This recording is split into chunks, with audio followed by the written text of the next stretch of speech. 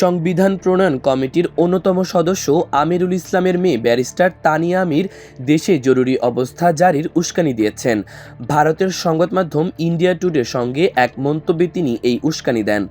বাংলাদেশ সেনাপ্রধানের মনে কি আছে শিরোনামের সংবাদে তানিয়া আমির বলেছেন, রাষ্ট্রপতি শাহাবুদ্দিন চুপ্পু সংবিধানের 141 অনুচ্ছেদ ব্যবহার করে জরুরি অবস্থা জারি করতে পারেন, আর এক্ষেত্রে সেনাপ্রধান ওয়াকারুজ্জামান তাকে সমর্থন করতে পারেন।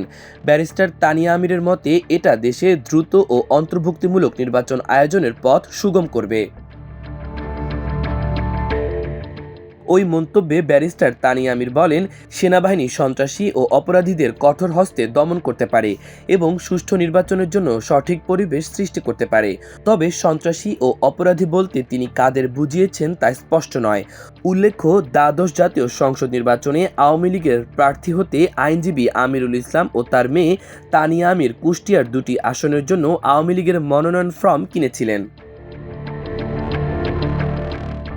ইন্ডিয়া টুডের ওই খবরে বলা হয়েছে, বাংলাদেশ সেনাবাহিনীর প্রধান জেনারেল ওয়াকারুজ্জামান একজন রক্ষণশীল ও পেশাদার কর্মকর্তা, যিনি সিদ্ধান্ত নেওয়ার আগে বিস্তারিত বিশ্লেষণ করেন।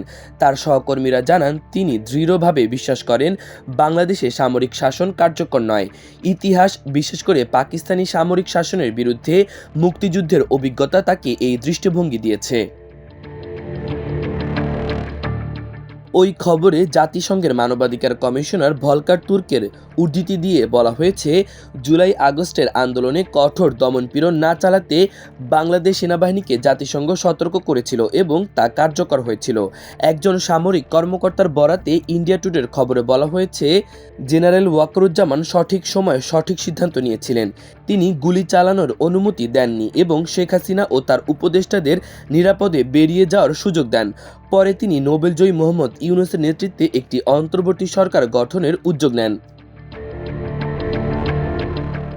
খবরে আরও বলা হয়েছে, সম্প্রতি কিছু ব্লগার ও অভ্যুত্থানের ছাত্রনেতারা অভিযোগ করেছেন, জেনারেল ওয়াকারুজ্জামান ভারতের প্রভাবাধীন এবং তিনি আওয়ামী লীগকে পুনর্বাসনের চেষ্টা করছেন। কিন্তু তার ঘনিষ্ঠরা বলেন, তিনি কোনো গোষ্ঠীর অনুগত নন, বরং তিনি পেশাদার ভারতীয় সেনাবাহিনীকে অনুকরণ করে রাজনীতির বাইরে থাকতে চান।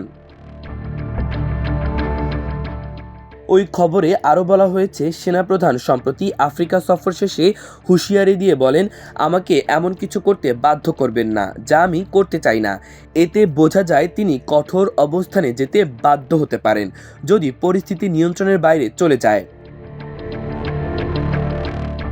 খবর অনুসারে এই মুহূর্তে সেনাপ্রধান সেনাবাহিনীতে তার অবস্থান সুদূর করেছেন। তবে রাষ্ট্রপতির বিরুদ্ধে নতুন আন্দোলন হলে তা তার জন্য চ্যালেঞ্জ হতে পারে, কারণ নতুন রাষ্ট্রপতি সেনাপ্রধানের অবস্থান দুর্বল করতে পারেন। ফলে বর্তমান রাষ্ট্রপতির সমর্থন ওয়াকারুজ্জামানের জন্য গুরুত্বপূর্ণ। মাহবুবুর রহমান ইমন, আমার দেশ।